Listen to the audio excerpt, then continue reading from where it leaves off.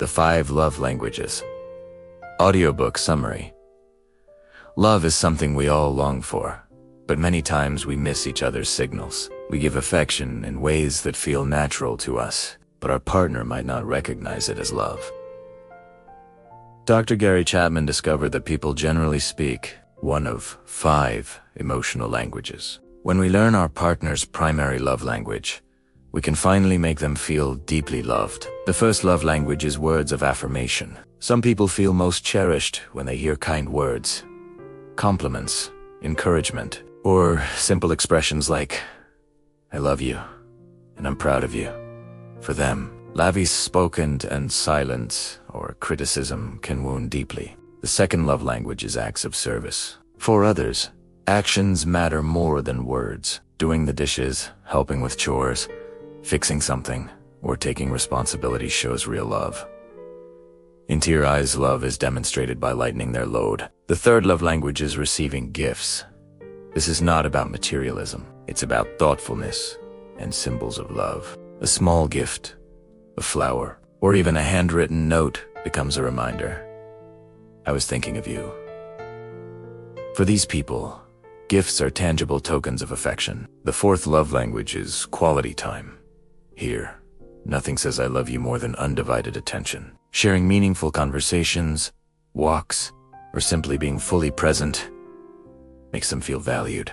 Distractions, postponed dates, or not listening can feel like rejection. And the fifth love language is physical touch. For some, love is felt most through touch. Holding hands, hugs, a gentle back rub, or intimacy. Without physical closeness, they may feel unloved, even if every other need is met. The key insight is this: we usually give love in the way we prefer to receive it, but our partner may have a different language. To build lasting relationships, we must learn to speak the language that reaches their heart. Love is not just a feeling, it is a daily choice. And when we choose to express love in the language our partner understands best, we fill what Dr. Chapman calls their love tank. A full tank creates connection, trust, and joy. The 5 love languages remind us that love isn't about grand gestures or complicated strategies. It's about learning the simple, powerful way your partner hears "I love you," and choosing to speak it every day. How to Win Friends and Influence People by Dale Carnegie audiobook. Summary: human nature is simple. Everyone wants to feel important, respected, and appreciated. Dale Carnegie reminds us that success with people is less about clever arguments and more about kindness, empathy, and genuine interest. The first lesson is this: don't criticize, condemn, or complain. Criticism wounds pride and puts people on the defensive. Instead, try to understand, offer appreciation. People will work harder and open up when they feel valued. Give honest and sincere appreciation. A single word of encouragement can change a life. Everyone longs to be noticed, so when you see something good, say it.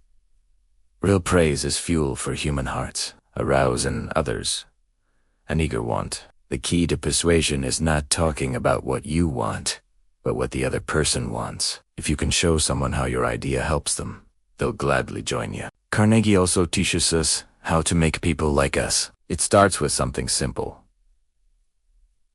Be genuinely interested in other people. Ask about their lives, their passions. Smile. Remember their name, because to each person, their name is the sweetest sound in any language. Listen more than you talk, and when you do talk, make it about them. When it comes to influence, the secret is to never argue. Arguments create enemies, even if you win. Instead, respect the other person's opinion. If you're wrong, admit it quickly and sincerely. If you're right, let them discover it for themselves.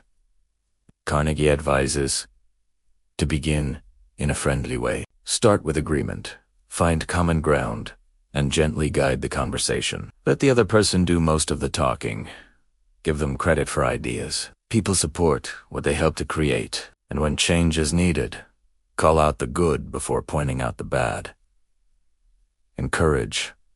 Make mistakes seem easy to correct. Appeal to higher motives. Inspire people to want to rise to the occasion instead of dragging them down with blame. In the end, this book is not about manipulation.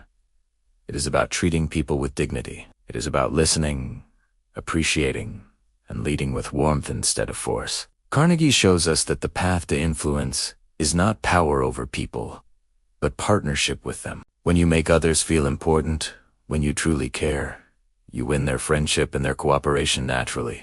Work the System by Sam Carpenter. Audiobook summary. Life and business often feel chaotic. We rush from one emergency to the next, putting out fires and wondering why things never get easier. Sam Carpenter once lived that way too. His business was failing, he was exhausted, and every day felt like survival. Then he discovered a simple but life-changing truth. Success is not about working harder inside the chaos. It is about stepping outside of it and seeing life as a collection of systems. The world runs on systems. Your body is a system. The weather is a system. Even your morning routine is a system. Every outcome in your business or personal life comes from a process that is working or not working. When you begin to see reality as a set of systems, you gain control. You stop fighting fires and instead fix the faulty process that caused the fire in the first place. Carpenter explains that most people operate reactively, trapped inside their problems. The way out is to rise above the noise and view the machinery of your life from the outside. Ask yourself, what system produced this result? And how can I adjust that system so the result improves permanently? The key is documentation. Write down how things should be done, step by step. At first, this feels tedious, but over time, documented procedures become freedom. They allow your team to work without constant supervision. They prevent mistakes, and they make your business scalable. Instead of reinventing the wheel every day, you and your people simply follow a proven map. Carpenter also emphasizes the power of mindset. A clear, strategic objective keeps you focused. A set of guiding principles helps you and your team make consistent decisions, and written procedures keep the daily work flowing smoothly. Together, these create a foundation where chaos turns into order. The message of Work the System is that success is not found in frantic effort, but in calm clarity. You don't need to do more. You need to design better systems. Once those systems are built, they run, and you are free to rise above the daily grind, to lead, to think, and to live with more peace. Sam Carpenter's story is proof. When you stop being a firefighter and start being a systems builder, your business stabilizes, your stress decreases, and your life opens up. The path to freedom is not harder work. It is smarter systems. The 7 Habits of Highly Effective People by Stephen Covey. Audiobook summary. True effectiveness is not about quick fixes or surface techniques. It is about aligning who we are with timeless principles of character and integrity. Stephen Covey teaches that lasting success comes when we live from the inside out, changing ourselves first, then influencing the world around us. The journey begins with moving from dependence to independence. The first habit is to be proactive. This means taking responsibility for our choices instead of blaming circumstances or other people. We may not control everything that happens to us, but we always control how we respond. Proactivity is freedom, the power to shape our own destiny. The second habit is to begin with the end in mind. Life becomes clearer when we imagine our funeral and ask, what do we want others to say about us? By defining a vision of the person we want to be and the legacy we want to leave, we give direction to every decision we make today. The third habit is to put first things first. Here, Covey reminds us that not all tasks are equal. Urgent matters scream for attention, but the important ones shape our lives. Learning to prioritize what truly matters, relationships, growth, contribution creates balance and purpose. With these 3 habits, we achieve independence. The next step is interdependence, the ability to succeed with others. The 4th habit is to think win-win. In every interaction, instead of seeing life as a competition where one must lose for the other to win, seek solutions where both sides benefit. This mindset builds trust and lasting partnerships. The 5th habit is to seek first to understand, then to be understood. Too often, we listen only to reply. True connection comes when we listen with empathy, entering the other person's world before offering our own perspective. When people feel heard, they are open to hearing us. The sixth habit is synergy. This is the magic that happens when differences are valued rather than feared. By combining our strengths and perspectives, we create outcomes greater than what anyone could achieve alone. Finally, the seventh habit is to sharpen the saw. Effectiveness is not a one-time achievement, but a continual process of renewal. We must care for our bodies, nurture our minds, deepen our spirit, and strengthen our relationships. Renewal keeps us growing and prevents burnout. Covey's message is that greatness is not a secret formula. It is the result of simple, timeless habits practiced consistently. By mastering these 7 habits, we move from dependence to independence to interdependence, and in the process, we build a life of purpose, effectiveness, and deep fulfillment. Audiobook summary of the Let Them Theory by Mel Robbins' life becomes lighter. When we stop trying to control how other people act, think, or respond. The Let Them Theory is simple, yet powerful. When someone does something you don't like, or when they make choices you can't understand, instead of tightening your grip or getting caught in frustration, you remind yourself, let them be who they are. Let them behave how they choose. Let them reveal their true character. This shift is not about giving up or being passive. It's about freeing yourself from the exhausting cycle of trying to manage the uncontrollable. When you stop spending energy on changing others, you reclaim that energy for yourself. You find space to focus on your goals, your peace, your growth. Imagine someone not inviting you, someone not supporting you, someone talking behind your back. Your first instinct may be to fight it, to demand fairness or respect. But in truth, you can't force people to treat you the way you wish. And if you could, the relationship would no longer be real. By saying, let them, you give yourself permission to walk away from drama and stay anchored in your own values. The beauty of this practice is clarity. When you let people show you who they are without interference, you see the truth of your relationships. Some will drift away, and that's okay. Others will stay and rise to the level of the respect and love you give them.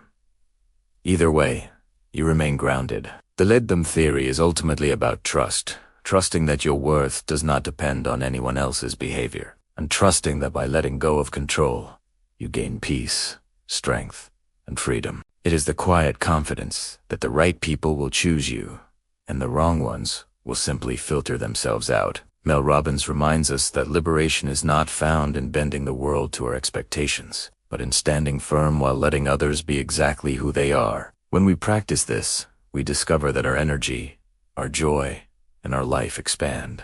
Summary of The Subtle Art of Not Giving AFCK*, by Mark Manson. So much of life is spent chasing positivity, chasing success, chasing the feeling that everything must always be good. But Mark Manson turns this idea upside down. He argues that the real art of living is not about giving more and more energy to every little thing, but about learning where not to give it.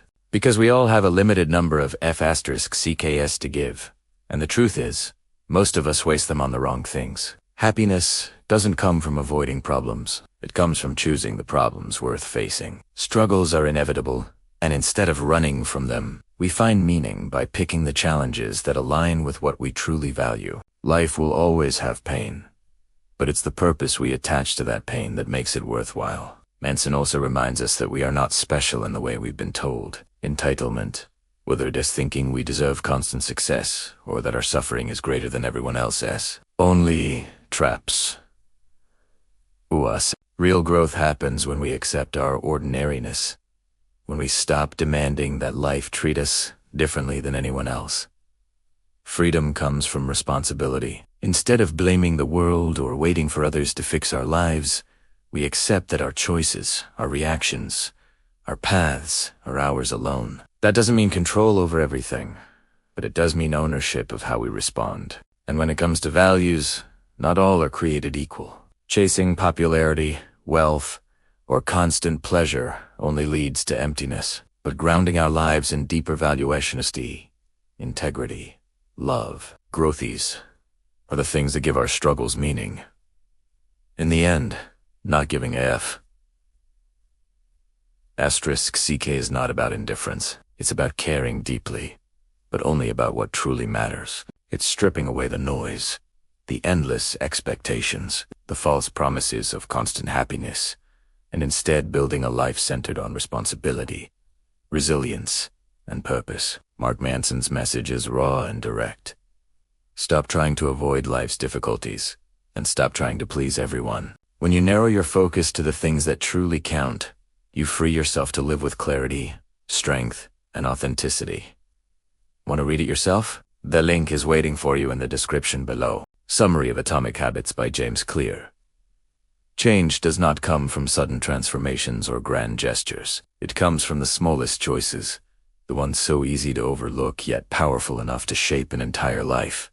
James Clear calls these atomic habitini behaviors that compound like interests, creating remarkable results over time. The key is to shift focus away from goals and onto systems. Goals are about outcomes, but systems are about the processes that lead us there. If we fall in love with the process, the results take care of themselves. True change happens at the level of identity. Every action we take is a vote for the type of person we wish to become. When we choose to run, we cast a vote for being a runner. When we choose to write, we cast a vote for being a writer. Habits, repeated consistently, solidify who we are. Clear explains that behavior is shaped by 4 simple stages: cue, craving, response, and reward. To build good habits, we make them obvious, attractive, easy, and satisfying. To break bad habits, we reverse the process, making them invisible, unattractive, difficult, and unsatisfying. The power of small improvements cannot be overstated. A mere 1% better each day compounds into extraordinary growth. Yet the reverse is also true. Tiny neglects can compound into decline.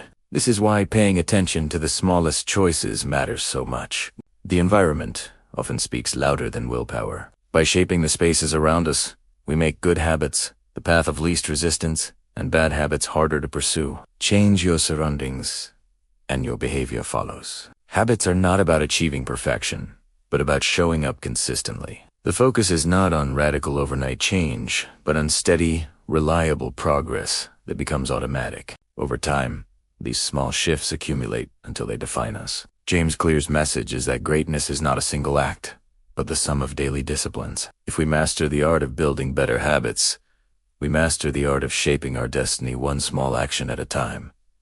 Want to read it yourself? The link is waiting for you in the description below. Summary of the Power of Now by Eckhart Tolle.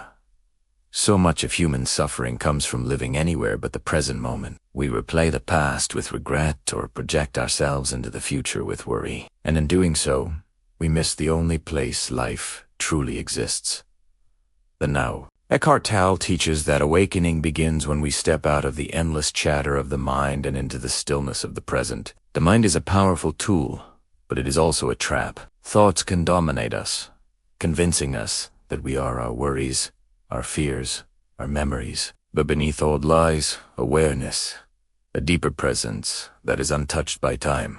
When we rest in that awareness, we discover peace that does not depend on circumstances. Pain, Tolle explains, is often the accumulation of unaccepted moments. By resisting what is, we create suffering. But when we allow the present moment to be as it is, without judgment, we find liberation. Acceptance does not mean passivity. It means entering reality fully, and from that place, taking clear and conscious action.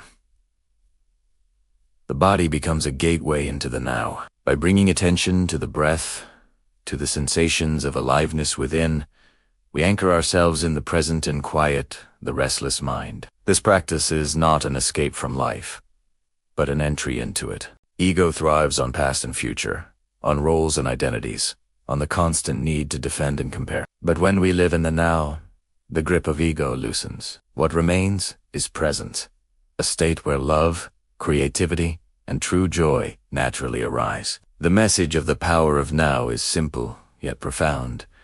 Freedom is always available, here and now. When we let go of the illusion of time and awaken to this very moment, we discover that the peace we have been seeking has been within us all along. Want to read it yourself? The link is waiting for you in the description below. Book resume.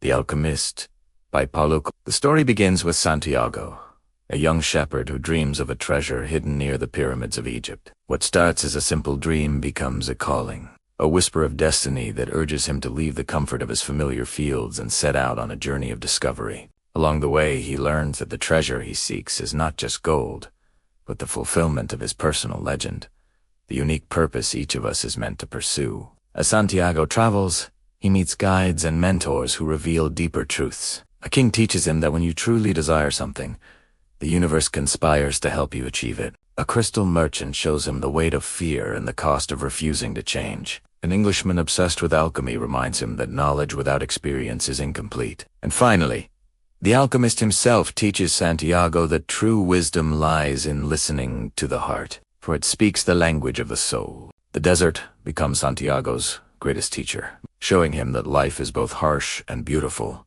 demanding patience, trust, and faith in the unseen. He learns to read the omens of the world, to see that everything is connected, and that by pursuing his own dream, he is part of something greater. When he finally reaches the pyramids, he discovers that the treasure is not where he expected. It lies back where he began, under the very tree where he once dreamed. The journey itself was the true transformation, because in seeking his treasure, he discovered himself. The alchemist reminds us that the path to fulfillment is not about the destination, but about the courage to follow our calling. To live our personal legend is to listen to the heart, to trust the journey, and to recognize that the real treasure is the person we become along the way.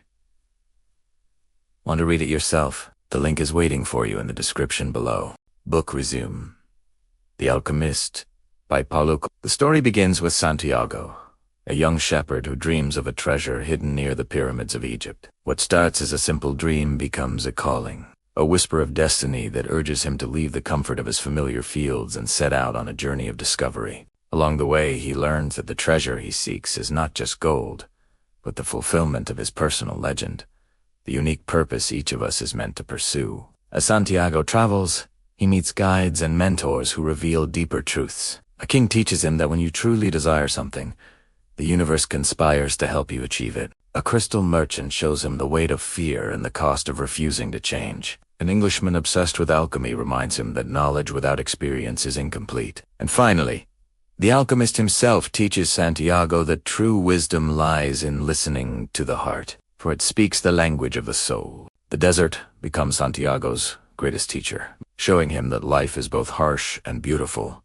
demanding patience, trust, and faith in the unseen. He learns to read the omens of the world, to see that everything is connected, and that by pursuing his own dream, he is part of something greater. When he finally reaches the pyramids, he discovers that the treasure is not where he expected. It lies back where he began, under the very tree where he once dreamed. The journey itself was the true transformation, because in seeking his treasure, he discovered himself. The alchemist reminds us that the path to fulfillment is not about the destination, but about the courage to follow our calling. To live our personal legend is to listen to the heart, to trust the journey, and to recognize that the real treasure is the person we become along the way.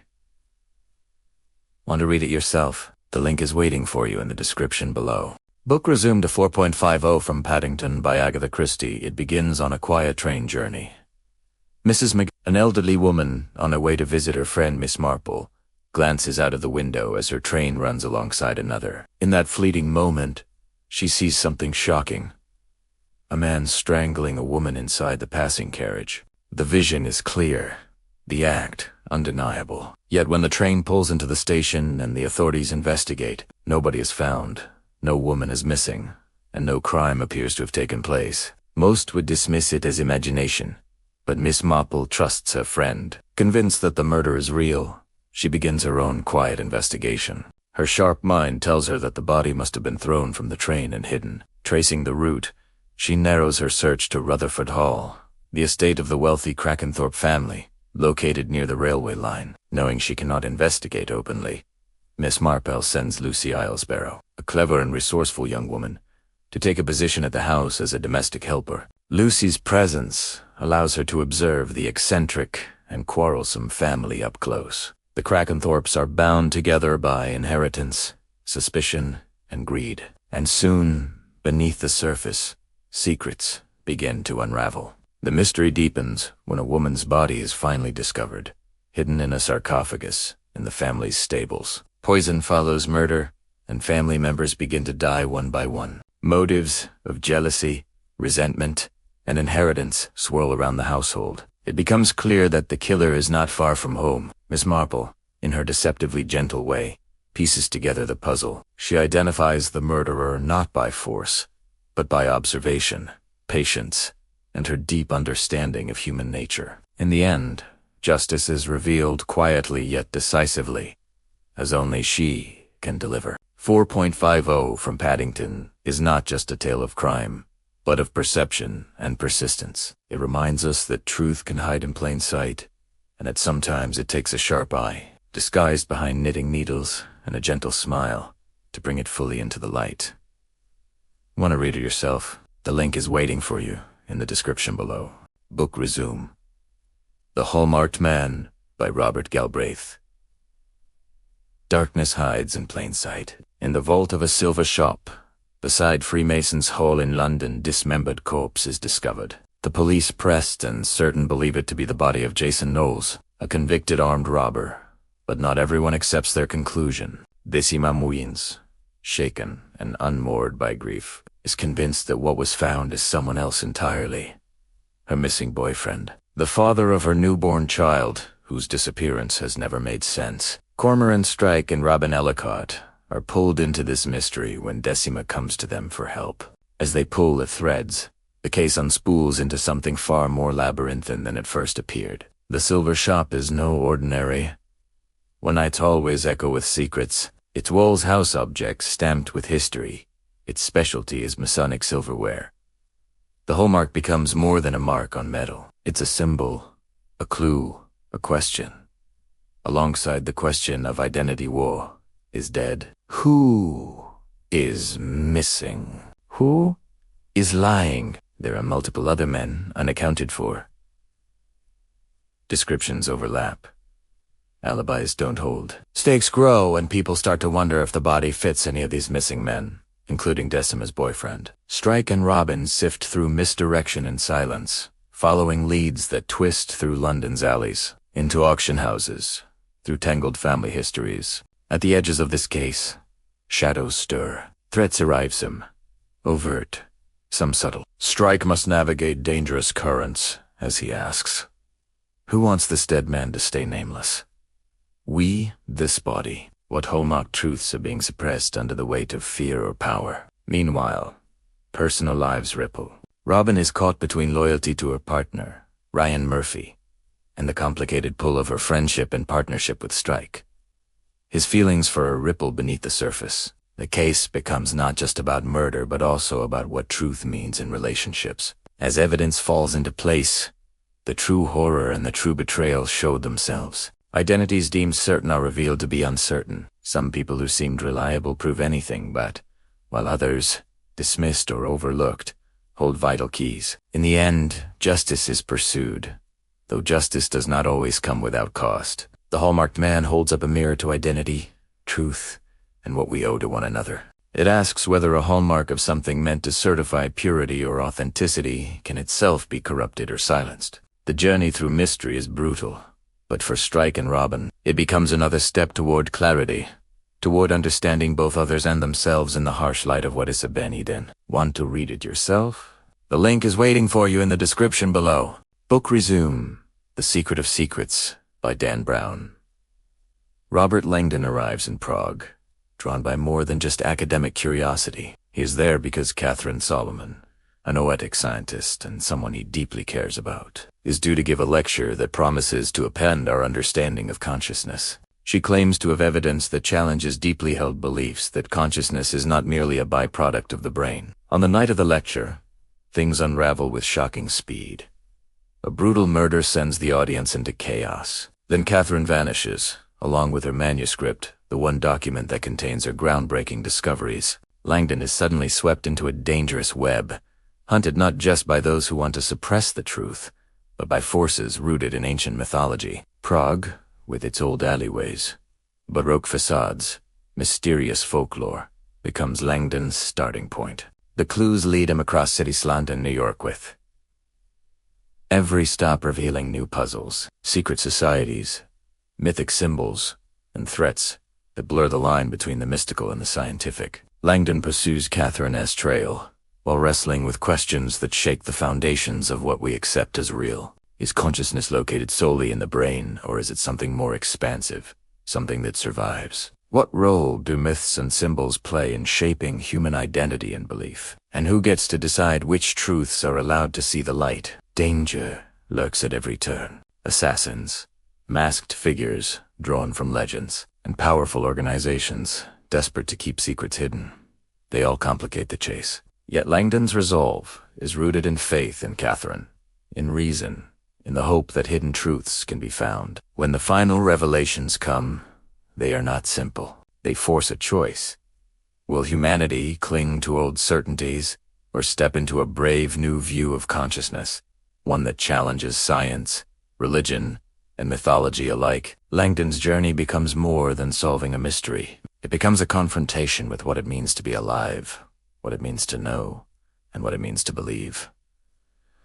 Want to read it yourself? The link is waiting for you in the description below. Book Resume 1984 by George Orwell. George Orwell's 1984 opens in a world where freedom has been erased, and truth is something the powerful can bend at will. Our guide is Winston Smith, a quiet man who lives under the constant gaze of Big Brother, where telescreens watch every move, and even a stray thought can mark you as a traitor. By day, Winston works at the Ministry of Truth, where his job is to rewrite the past, changing facts so the party's version of reality is always correct. But inside, he longs for something real. He begins to keep a secret diary, knowing full well it could cost him his life. Then he meets Julia. She's bold, defiant, and hates the party as much as he does. Together they find moments of love and intimacy in stolen corners of the city, believing they've carved out a small space beyond the party's reach. For a while, they dare to dream of freedom. But in Orwell's world, rebellion never lasts. They are betrayed, captured, and dragged to the Ministry of Love, a place of torture and remaking. Winston's illusions are shattered by O'Brien, a man he once thought was a friend, who instead shows him the true, merciless face of power, through pain, fear, and manipulation. Winston is broken down until he betrays Julia, and abandons everything he once believed in. And in the end, he is no longer a man in love with freedom. He is a man remade to love Big Brother. 1984 leaves us with a chilling warning. When power controls truth itself, when even memory and thought are no longer safe, resistance is not only dangerous, it may be impossible. Want to read it yourself? The link is waiting for you in the description below. Book Resume: Harry Potter and the Philosopher's Stone. Book 1.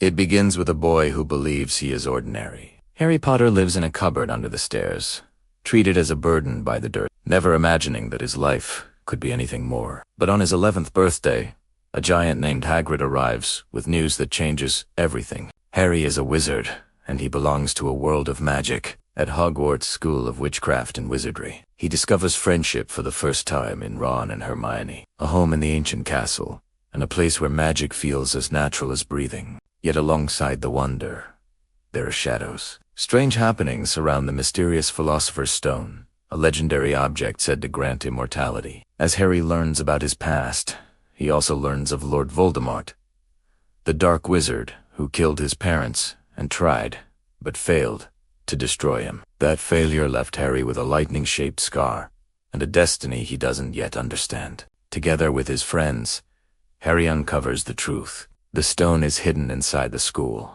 and someone is trying to steal it. Their courage is tested in challenges that demand brains, loyalty, and bravery. In the final test, Harry comes face to face with the shadow of Voldemort, clinging to life, but still dangerous. Though just a boy, Harry's choices prove stronger than evil's desire for power. By the end of the year, the stone is safe.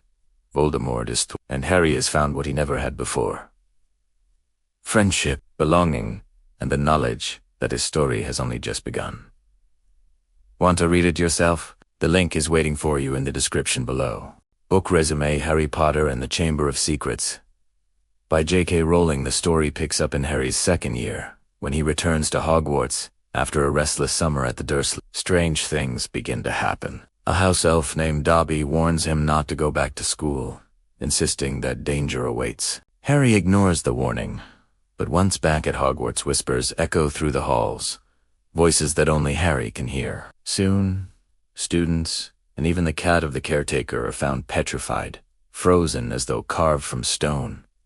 Rumors spread quickly. The Chamber of Secrets, a legendary hidden chamber created by Salazar Slytherin, is said to have been opened.